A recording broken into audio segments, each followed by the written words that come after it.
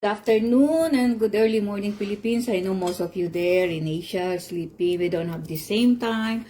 Now it's time for me here to cut pineapple. It's the yummy pineapple. Since I'm Filipina, so almost same time. Almost the same if we want to slice our pineapple.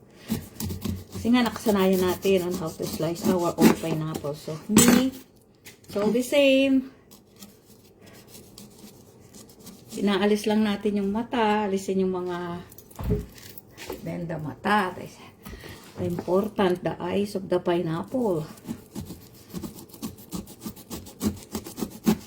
As they say, it's really itchy when you eat them. So that's why us Filipina, we really take care of those eyes. A lot of eyes of the pineapples.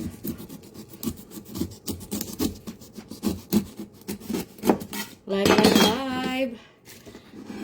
Just to show you how I cut my pineapple.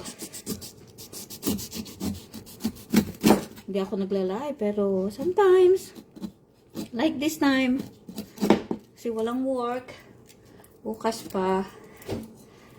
So yeah, enjoy.